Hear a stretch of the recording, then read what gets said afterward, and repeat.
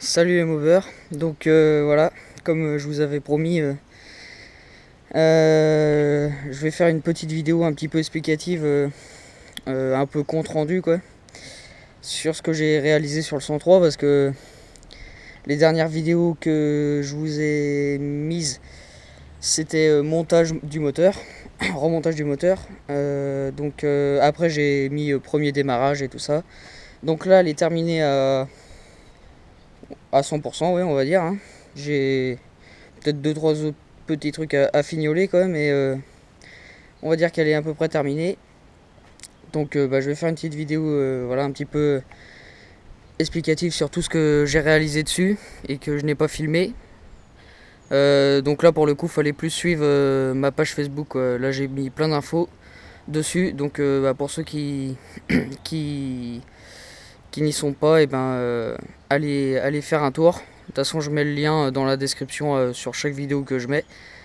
Donc du coup je vais couper la vidéo là pour l'instant, je vais enlever mes caches en plastique qui sont ici pour qu'on voie mieux un peu le moteur, et pour détailler un peu les modifications que j'ai fait au niveau du carbu et tout ça. Donc voilà, je vais couper la vidéo et puis je vais enlever mes caches en plastique pour qu'on on voie un petit peu mieux comment que ça se passe.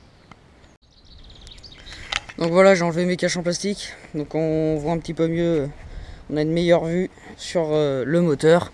Alors je vais essayer d'aller dans l'ordre, au niveau des étapes de ce que j'ai pu faire dessus. Donc du coup je m'étais arrêté sur le remontage du moteur, donc comme j'avais dit. Donc du coup après donc ce que j'ai fait, donc c'était simple. Remonter le moteur sur le cadre. J'ai changé l'axe ici, que l'autre il était d'époque, hein. Il était bien usé, le filetage et tout ça, c'était pas terrible. Donc j'ai changé l'axe moteur, donc voilà, rien d'exceptionnel pour l'instant. Donc du coup, les modifs que j'ai fait en premier, donc le ressort moteur, ici là, donc Polini, donc ressort moteur Polini. Donc ici, la plaque en alu là, lorsque le Polini en fait, ce qu'ils disent pour l'installation, c'est de mettre, en fait ça s'enquille juste comme ça. Il n'y a rien à serrer ni rien. Il y a juste leur petit bout en alu là. Donc le ressort il vient ici. Et, et si vous voulez, là ici ça vient s'encastrer dans le brossillon. Et il n'y a aucune vis qui vient maintenir ce petit bloc en alu. Et en fait au fil du temps, j'ai remarqué que cette petite insert en alu qui permet de mettre le ressort, et il descend petit à petit jusqu'en bas là, à peu près jusqu'ici. Il a tendance à descendre, et c'est normal d'ailleurs parce qu'avec les vibrations et tout ça, ça peut que descendre parce qu'il n'y a rien qui le maintient. Donc ça j'avais remarqué ça quand j'avais le mal aussi déjà. Donc là je me suis dit tant qu'à faire que je démonte tout, je vais faire la petite modif. Donc l'autre côté, j'ai percé un trou dans le brossillon, un trou dans la pièce en alu, j'ai taraudé dans la pièce en alu et j'ai mis une vis carrément. Et serré dans cette pièce en alu comme ça, ça bougera plus. Donc j'ai toujours pas réglé le problème de comment parce qu'il y a un autre problème encore avec ce ressort, c'est que lorsque, admettons un jour, votre courroie est pète, le moteur forcément il remonte, en avant. Et là, à coup sûr, vous perdez votre ressort parce que la courroie pète, le moteur il repousse en avant et le ressort à coup sûr il tombe. Donc ça c'est un petit peu le problème, mais on peut pas trop, y remédier, on va dire. Mais bon, au moins cette pièce là, elle est serrée avec le brossillon. Et là au moins celle-ci elle bougera plus, elle aura plus tendance à glisser comme j'ai expliqué. Mais c'est vrai que le jour où vous perdez votre courroie, par contre le ressort il se barre. Ça c'est sûr. Donc et on n'a pas vraiment, il n'y a pas vraiment de solution quoi. Donc ça c'est un petit peu le bémol des ressorts moteur Polini. D'ailleurs la qualité, c'est pas, je recommande pas de l'acheter ce ressort moteur. Franchement c'est déjà la conception. Bon, c'est vrai que c'est un peu bateau quoi. Au moins c'est simple à installer on va dire. Mais par contre c'est niveau. Enfin voilà, on a plein de petits problèmes quoi. Cet insert là qui glisse, si on perd la courroie, le ressort il se barre et tout ça, donc c'est pas ce qu'il y a de mieux on va dire. Mais bon, il est toujours moins cher que le Doppler, donc et le Doppler a tendance à être un peu un ressort assez costaud, donc il faut un moteur qui développe pas mal de chevaux quoi. Ou alors changer le ressort pour mettre un brin un peu plus fin. Mais bon, pour 76 € le ressort Doppler à peu près par là, je pense que c'est un petit peu exagéré. Mais bon, au moins c'est de meilleure qualité quand même, ça c'est sûr. Donc ça a été la première modif que j'ai faite. Après je pense que ça a été la pompe à eau. Donc la pompe à eau Polini aussi. J'avais quelqu'un qui avait commenté sur une de mes vidéos en me disant de faire attention avec cette pompe à eau, avec les pompes à eau Polini et Malossi, parce que il avait acheté une pompe à eau Malossi le gars, et il avait eu plein de problèmes de fuite et tout ça. Donc il m'avait conseillé de vérifier les plans de joint et tout ça. Donc moi avec celle-là, j'ai pas eu de soucis quoi. Donc je l'ai toute démontée. Les plans de joint étaient bons, aucune fuite une fois mise en eau et tout ça. Donc bon, c'est vrai que le gars il m'avait dit qu'il avait une pompe à eau mal aussi. Donc bon, c'est pas les mêmes marques. Mais bon, avec celle-là, j'ai pas été emmerdé au niveau des fuites. J'ai pas eu d'emmerde quelconque. Par contre, j'ai été emmerdé sur le fait de la fixer. Alors, parce qu'à la base, Polini, donc quand on achète la pompe à eau, comment dire, comment expliquer ça, il donne une petite fiche explicative pour une notice de montage qu'en gros. Et en fait, normalement, cette pompe à eau, elle vient se fixer avec l'axe moteur qui est ici. Et elle vient à peu près par là, quoi, ici, où il y a mon doigt. Mais le problème, c'est que moi, elle passait pas, et je sais pourquoi. En fait, la pompe à eau, cette pompe à eau là, elle est prévue normalement à l'époque, dans les années 80-90, quand c'était commercialisé. En fait, Polini vendait un kit à peu près complet avec cette pompe à eau là et une culasse semi-liquide qu'on appelle ça. En fait, on gardait le cylindre à air avec une culasse liquide et il fournissait la pompe à eau et le petit radiateur gaufrette pour ceux qui connaissent. Et cette pompe à eau là, elle venait là parce que en fait, un cylindre à air, il est beaucoup moins large qu'un cylindre liquide comme celui-ci. Et du coup, la culasse est beaucoup moins large aussi. Et du coup, en fait, la pompe à eau, elle arrive à s'insérer correctement ici. Sauf que là, le problème, c'est que je suis entièrement en refroidissement liquide complet, cylindre et culasse. Et que la culasse et le cylindre sont beaucoup plus larges qu'un cylindre simple à air. Et du coup, la pompe à eau, elle n'a pas la place. Ça vient taper dans la culasse. On peut la mettre, mais elle est de biais. Enfin, c'est pas, ça peut pas être possible, quoi. Parce que le problème, on peut la mettre, elle vient de biais un petit peu parce qu'elle cogne dans la culasse. Mais du coup, après, l'alignement avec notre corroie, il est mort, quoi. Donc, du coup, j'ai dit c'est mort. Je pourrais pas la mettre ici. Donc, j'ai préféré, du coup, refaire des pattes de fixation maison. Donc, du coup, j'ai refait une plaque ici qui est prise sur mes carters moteurs. Ici, une longue vis avec une entretoise.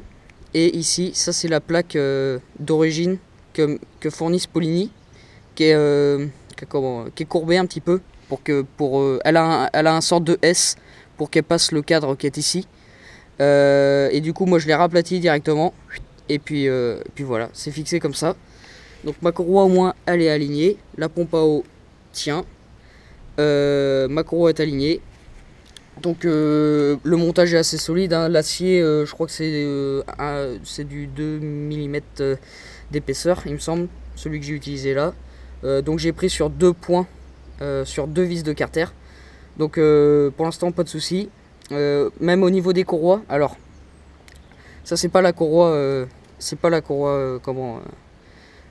d'origine que fournissent Polini. C'est une courroie, en fait ça c'est une petite astuce. Ceux qui ont les pompes à eau, ils connaissent cette astuce-là d'ailleurs. C'est comment dire, donc pour ceux qui connaissent un petit peu, ça en fait c'est des joints de filtre à huile qu'on a sur les moteurs PSA, Peugeot Citroën. Sur les nouveaux moteurs PSA quoi. Lorsqu'on change le filtre à huile, on a un joint comme ça à changer, un joint torique. Et c'est pile poil la même longueur que que la courroie que Poligny fournit. Et par contre, en revanche, c'est hyper costaud. Et on a moins de risque de casse. Parce que la courroie Poligny, apparemment, c'est pas terrible.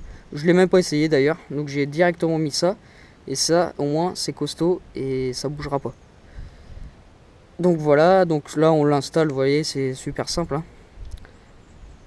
Toc. Donc ouais, voilà, aussi il faut changer votre écrou d'allumage. Donc Poligny fournissent. Ça c'est sympa par contre. Donc ouais, la pompe à eau ça a été quand même un petit casse-tête parce que après je voyais, j'ai même hésité à la mettre derrière et à reprendre des pattes de fixation avec cette pièce là. Là normalement c'est l'attache pour le pot d'origine avec la patte alu de Poligny là. Et ben je pensais même reprendre cette fixation là pour venir faire des pattes et la mettre en arrière. Mais bon, après ça aurait été compliqué avec les durites et tout ça. Et même là d'ailleurs vous voyez, je vais faire le tour. C'est pas facile. Hein. Là la durite j'ai recouvert d'ailleurs pour la protéger, enfin pour éviter que, pour la protéger oui. Donc c'est du scotch alu qu'on appelle. Ça se trouve dans les magasins de bricolage et tout ça. Donc c'est pour protéger ma durite parce que là vous voyez elle passe juste à côté de ma rotule. Elle la touche même d'ailleurs. Et bon. Du coup ça j'ai pas prévu parce qu'en fait quand j'ai fait les pattes de fixation, si vous voulez, j'avais pas mon pot d'échappement. Et du coup j'ai pas pu travailler avec le pot et tout ça. À refaire, je l'aurais fait un peu plus loin pour que ma durite passe un peu plus loin de la rotule. Mais bon, jusqu'à présent, j'ai pas eu de soucis. Puis au moins, le scotch alu, ça l'isole un petit peu de tout ça. Donc, pas trop de problème de ce côté-là. Et c'est vrai que ça a été un bon casse-tête quand même. Donc ensuite, qu'est-ce que j'ai modifié après une fois que la pompe à eau est mise? Ça a été autour du carbu. Alors le carbu, ça n'a pas été trop compliqué. Donc là j'ai trouvé un bon combo, le carbu pour qu'il ne bouge pas, en montage souple. Alors certains m'ont déconseillé les montages souples et tout ça sur ma page Facebook. Il y en a beaucoup qui m'ont dit laisse tomber, tu vas te faire chier avec tout ça. Franchement mets un montage rigide, c'est beaucoup plus simple. Enfin voilà quoi, tout le monde m'a déconseillé ça. Mais moi le problème c'est que le carbu de 19 c'était ma seule option parce que c'était le seul carbu que j'avais en stock. Et j'avais pas envie en aucun cas d'en acheter un autre. Donc j'ai fait avec ce que j'avais. Et pour le coup ça a bien marché. Donc en montage souple, alors sur 103 SP, SP MVL, bras aussi en long. Alors déjà il n'y a pas de place. À l'arrière il n'y a pas de place non plus. Alors du coup ce que j'ai fait, montage souple, je sais par expérience que ça tient pas sur la pipe d'admission. À la force avec les vibrations, le carbu il a tendance à se décrocher de la pipe d'admission ou à s'enlever. Donc là je me suis pas emmerdé. J'ai pris un manchon souple Viton Bidalo qui a l'air assez solide. Donc qui accroche bien au carbu, tout ça. Il y a des rainures dedans pour qu'il accroche bien au carbu. Et une patte de fixation avec un silent block relié au carbu. Donc le carbu je l'ai taraudé. Donc en 8 mm, donc des vis de 8 qu'on met dedans. Donc et avec mon petit caoutchouc silent block. Alors il y en a aussi, il m'a fait la réflexion, il s'est posé la question, on dirait que ton caoutchouc il force à moitié là, parce que vous voyez c'est un peu de biais. Faut savoir, ces caoutchoucs là ils sont hyper malléables, hein, c'est du caoutchouc quoi. Ils peuvent être un peu comme ça en contrainte, ça leur fait rien du tout. Hein. Ça c'est pas un souci, pardon. Donc du coup voilà, j'ai taraudé le carbu.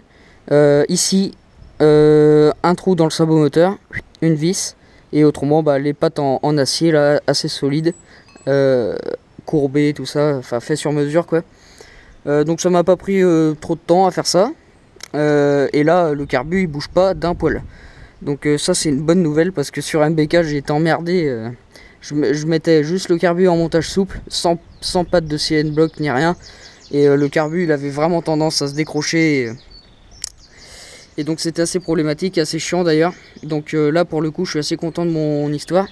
Ça tient, donc c'est le principal. Parce que les montages souples sans ça, pour moi ça peut pas tenir. Bon, après là, C'est peut-être un peu mieux fait quand même que sur MBK par exemple, parce que le carbu il est dans l'axe moteur, vous voyez, il est droit. Alors que sur MBK, quand on a une pipe coudée, bah, il est à 90 degrés du moteur. Donc ça peut avoir des tendances à faire des contraintes sur le carbu et tout ça, quand le moteur monte et tout. Alors que là, tout est en ligne, donc déjà il y a moins de contraintes sur le carburateur. Alors ensuite, il y a eu le problème du filtre à air. Donc là j'ai pris le filtre à air, franchement c'est pas le meilleur parce que le passage de l'air il est pas terrible, il est tout petit, enfin c'est pas ce qu'il y a de mieux. Et le problème c'est que sur 103 SP et MVL on n'a pas trop le choix parce que on n'a pas de place en largeur déjà pour mettre un cornet ou un truc comme ça, et en longueur non plus, parce qu'après on a le sabot là, une sorte de sabot qui vient renforcer tout le bras oscillant. Donc du coup j'ai été obligé de découper dedans pour passer le carbu et le filtre à air. Donc j'ai découpé vraiment le minimum pour éviter de fragiliser la pièce, mais de toute façon il n'y avait pas le choix. Donc j'ai pas fragilisé la pièce, pardon, parce que de toute façon j'ai pas tapé dans les soudures ni rien, j'ai vraiment découpé juste de l'acier. Et il reste encore bien un paquet de matière pour c'est assez costaud je pense encore. Mais vraiment les montages souples c'est la merde, hein. Enfin c'est la merde, je veux dire, sur ce type de cadre c'est vraiment pas adapté. Enfin c'est là à refaire, je préférais avoir un montage fixe. Hop, on l'enquille sur la pipe, on met un petit filtre à air comme ça, ou même on peut mettre un filtre à air un peu plus gros et avec un volume un peu plus important, parce que celui-là c'est vraiment pas terrible en termes de remplissage d'air au niveau du carbu. C'est l'angle, on voit bien, c'est à 90 degrés, enfin c'est le flux d'air, si vous voulez, il est pas optimal. Mais bon, on fait avec ce qu'on a, quoi, on n'a pas trop le choix. Là de toute façon c'était soit je mettais ça, ou soit un simple collant avec un bout de serflex sur le carbu, quoi. C'était soit ça ou soit le filtre à air. Donc j'ai préféré quand même modifier tout ça et mettre un bon filtre à air quand même, qui filtre bien toutes les merdes, parce qu'un collant, déjà un collant faut le changer régulièrement parce qu'il s'encrasse rapidement. C'est des coups à le percer, ou enfin bon. Et puis même ça filtre pas super bien l'air non plus, donc j'ai pas envie de baiser mon moteur à cause de ça. Donc du coup ça a été filtre à air mal aussi, 12 il me semble, je sais plus trop. Enfin en tout cas il coûte 18 € quand même. Pour un bout de plastique, c'est pas c'est bien vendu. Mais bon, on n'a pas le choix, comme j'ai dit, on fait avec ce qu'on a. Donc du coup ouais, à refaire, c'est sûr que c'est vrai qu'en même temps on voit pas beaucoup de 103 MVL avec comment un montage souple comme ça. C'est souvent les gens ils s'emmerdent pas, ils mettent un fixe direct, c'est simple, il bouge pas, une fois que c'est serré ça bouge pas déjà, donc pas besoin de faire une patte à la moelle nœud là comme ça. Et puis au moins on peut mettre tous les filtres à air qu'on veut, quoi. Enfin on a un peu plus de choix, on va dire, alors que là on rallonge tout et on décale tout vers le sabot qui est là, renfort du bras oscillant. Donc voilà la petite modif au niveau du carbu. Donc le même vario que j'ai toujours, le R3 qui bouge pas. Vous voyez les 5000 km, hein. Donc 5000 avec le mal aussi, et là avec le biello pour l'instant j'en ai fait une cinquantaine. Donc les joues sont pas creusées ni rien, donc les gens qui se plaignent de la fiabilité de ce vario, c'est que soit c'est mal monté, ou soit l'alignement avec votre courroie et votre chaîne, l'alignement est faussé et la courroie travaille mal, le moteur monte mal, et ça vient forcer sur les joues. Moi j'ai jamais eu de soucis, mon alignement est parfait.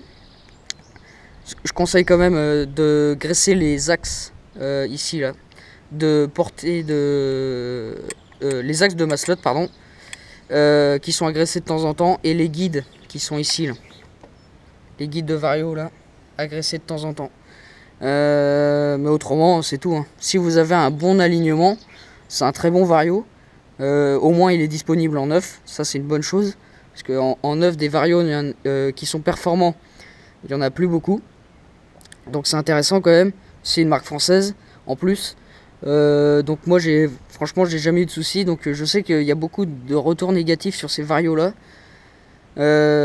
Mais bon, moi franchement il me convient amplement. Donc après peut-être qu'il y a eu des séries avec des bons revêtements de joues ou d'autres un peu plus bâclés quoi, je sais pas. Mais bon en tout cas, d'après mon expérience, je le conseille amplement, hein. Ce Vario là, pour le prix, il est très performant, ça c'est sûr. Ensuite, j'ai changé, bon, ça c'est de l'entretien quoi, le kit chaîne, couronne et pignon. J'en ai profité pour faire tout ça quoi.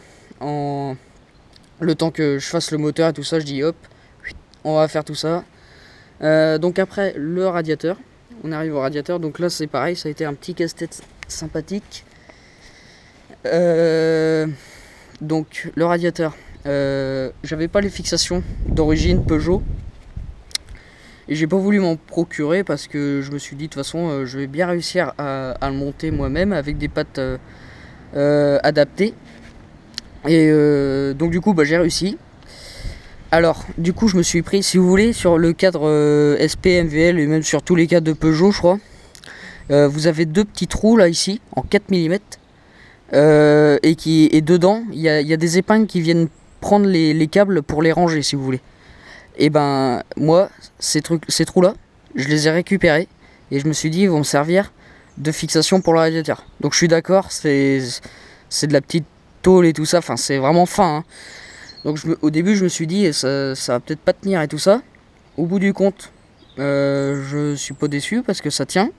Bon après faut savoir le radiateur non plus c'est pas il est pas lourd, il est tout en alu. La contenance qu'il a elle est pas énorme, donc il n'y a jamais vraiment de poids et puis il n'y a jamais de contrainte sur un radiateur. Si vous voulez, quand vous roulez le moteur monte mais le radiateur lui il est fixe, enfin il n'y a pas vraiment de contrainte on va dire, donc c'est pas un gros souci quoi. Donc du coup j'ai fait des pattes de fixation en bas, donc j'ai taraudé ici dans le radiateur pour mettre voilà, des vis de 8 donc avec rondelle. La patte de fixation ici, donc avec une écart à 90 là et une autre à 90 et l'autre côté la même chose, fixée ici, donc au premier petit trou qui est sur le cadre, et l'autre côté pareil, taraudé là-dedans. Et en haut, et ben j'ai repris ici un peu les fixations là, enfin j'ai percé le radiateur et j'ai fait une patte que j'ai courbée à 90 degrés, donc elle est fixée en bas ici où il y a l'écrou là, il y a une vis derrière. Et là, j'ai fait une patte à 90 degrés et j'ai mis une vis sur le deuxième trou qui est présent sur le cadre. Donc ça tient. Et comme j'ai dit, il est pas très lourd, hein, donc je vois pas pourquoi ça bougerait. Tout est bien serré, modérément. Donc il n'y a pas de raison. Donc après, ça a été pour les durites. Le petit souci.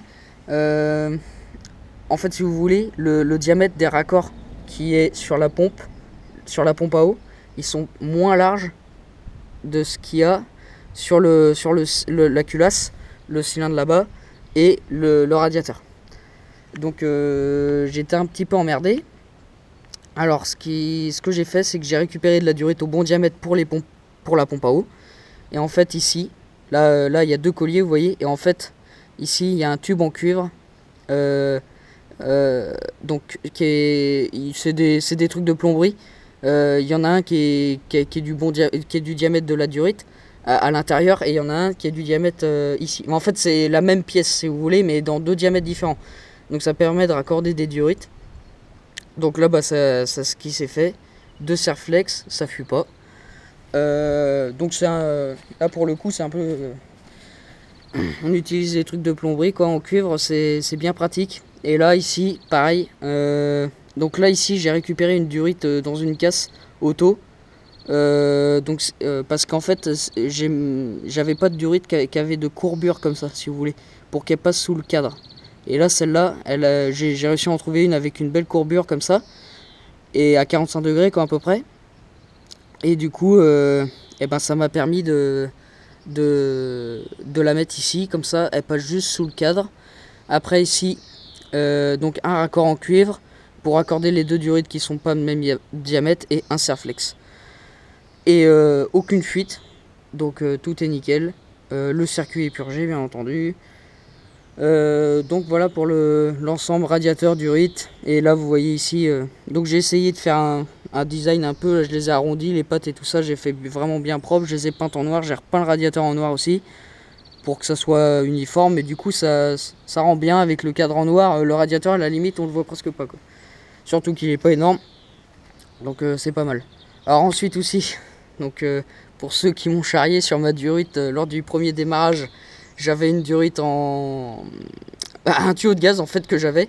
Alors ça c'est ouais, ça c'est c'est tout con, mais en attendant ça dépanne bien parce que j'étais bien content de l'avoir. Parce que ce jour-là, si vous voulez, j'avais plus une durite dans mon stock pour que ça aille jusqu'au carbu. Et j'avais tout fini. Tout était prêt à démarrer. Et si vous voulez, j'étais impatient. Je dis putain, c'est pas une durite qui va me faire chier pour démarrer ce bon dieu de moteur. Et, euh, et si vous voulez, bah, j'ai trouvé un tuyau de gaz. Bah, je dis bah ça va le faire. Hein. Ça va me suffire pour au moins la démarrer. Et du coup, bah, donc il y en a qui ont rigolé. Donc voilà. Bien sûr j'avais dit c'est du provisoire, hein. Après j'allais mettre une bonne durite, mais des fois hein, quand on n'a pas de sous, ou quand on n'a pas de sous, quand on n'a pas les, comment dire, les pièces sous la main, faut se débrouiller, bah faut trouver des solutions rapidement. Et là bah, ça a été le coup. Je dis le tuyau de gaz il va bien faire l'affaire, en plus c'est pile poil du bon diamètre, pour le robinet, le carbu et tout ça, c'est pile poil. Donc j'ai dit tant pis, on va mettre ça. Au moins ça va me permettre de démarrer parce qu'il me restait une durite pour pouvoir démarrer ce moteur. Donc c'était un peu, c'est voilà quoi. On reste un peu sur notre fin. Donc j'ai dit non, on va mettre ça, tant pis. Et après le lendemain j'ai remplacé, j'ai mis une bonne durite là bien costaud là, auto aussi je crois. Enfin c'est du costaud renforcé et tout, spécial pour l'essence, hydrocarbures et tout ça. Donc au moins ça va tenir. Donc et ben voilà, hein. Je crois que j'ai à peu près fait le tour. Donc le premier démarrage, faut le savoir, bah, ça n'a pas été compliqué, hein. Sur 3 mètres je l'ai poussé, elle a pété direct. Donc ça déjà c'est bon signe. Quand ça pète du premier coup comme ça, sans forcer, déjà ça veut dire que tout est à peu près bien monté. Donc ça fait vraiment plaisir. Ensuite, dès que j'ai démarré le réglage du ralenti, j'ai même pas eu à le régler parce qu'il était réglé directement, donc bah, je l'ai fait au pif quoi. Donc ça c'est un coup de bol quoi. Mais le ralenti était bien stable et tout, donc ça c'est pareil. Dès les premiers démarrages, si vous voyez que vous avez un moteur qui a un ralenti assez instable ou des trucs comme ça, vous n'arrivez pas à le régler. Ça déjà ça veut dire qu'il y a une prise d'air directe quelque part. Ça c'est un peu des astuces quoi. Et là je voyais le ralenti il était pile poil, enfin bon. Donc ça déjà c'est des bons signes.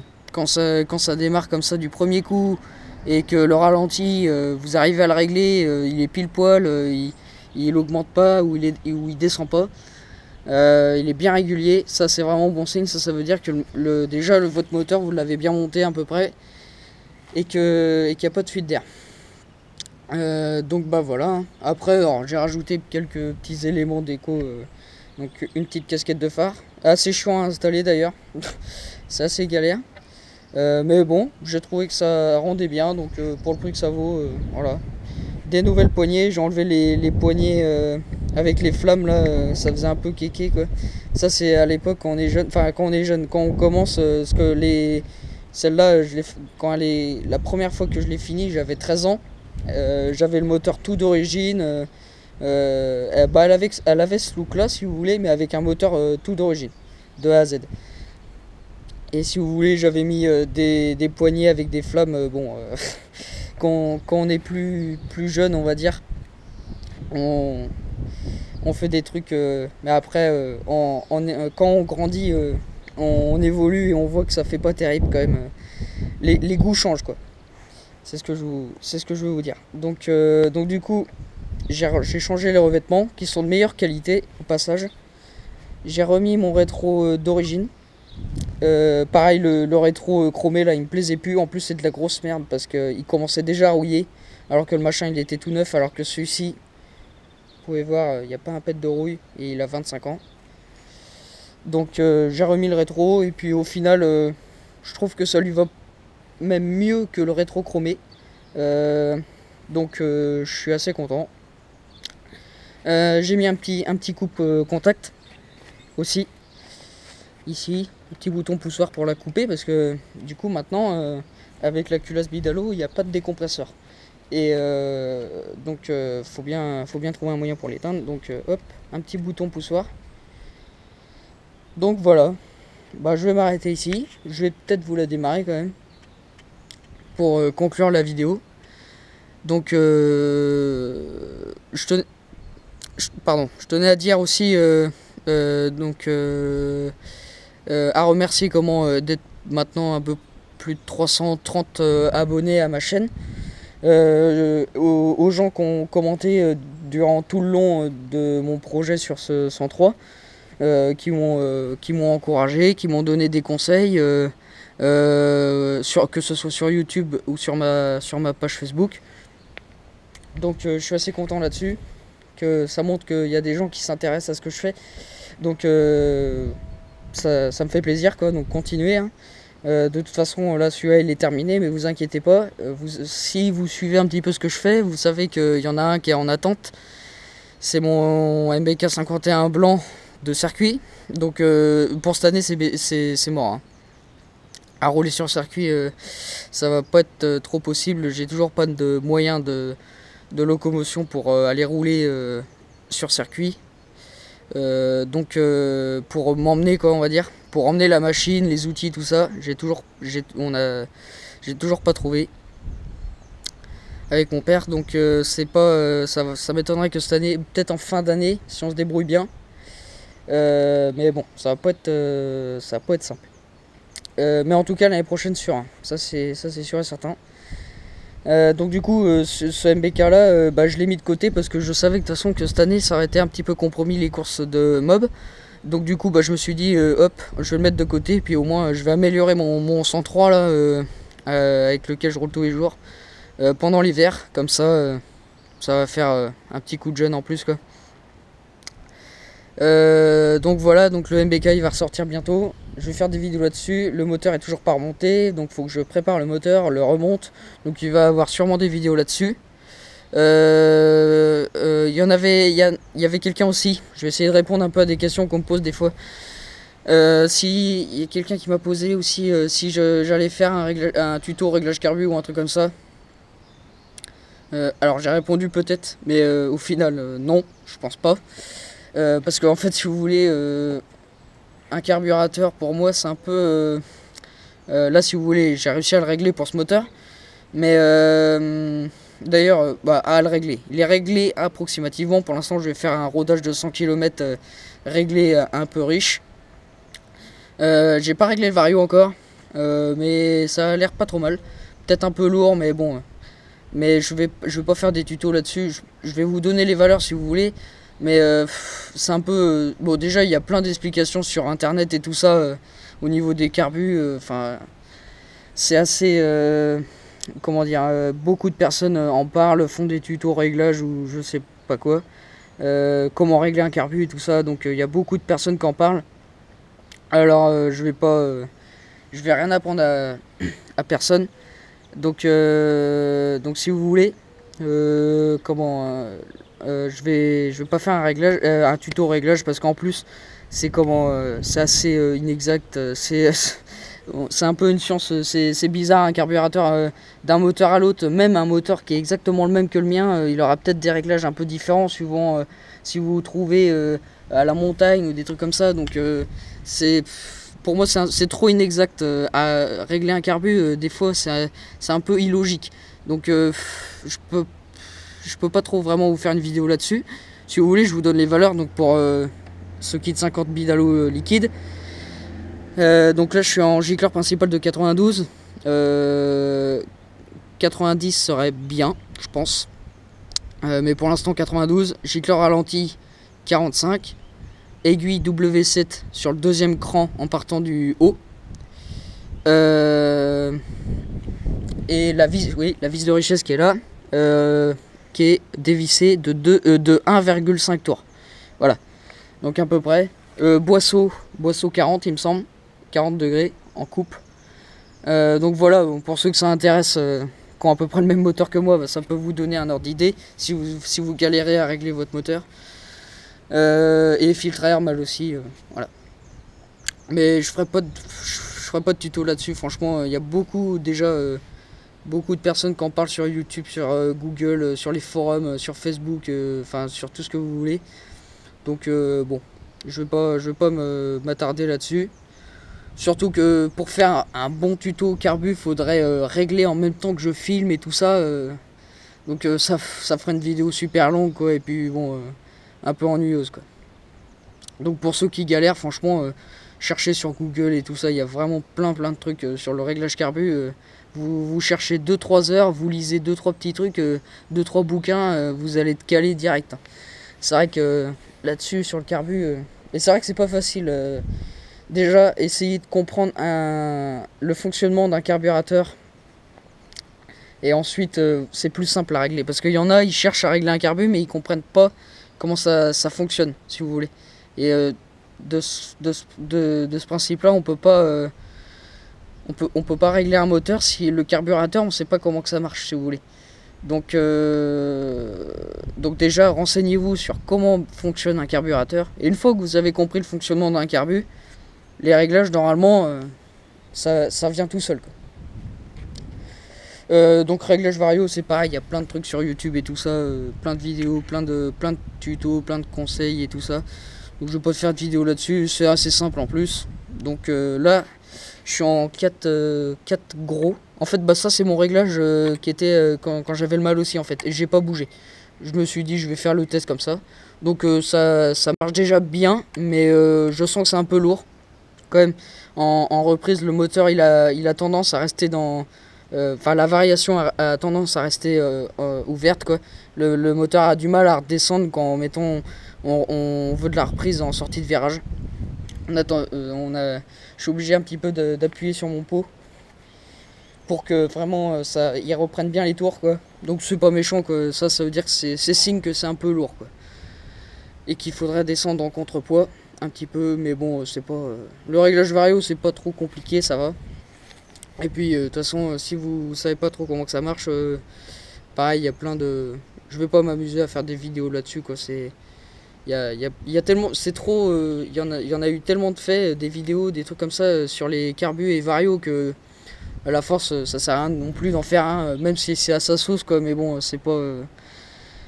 ça sert à rien de copier non plus 50 fois la même chose, quoi. Voilà. Bon, bah je vais m'arrêter là.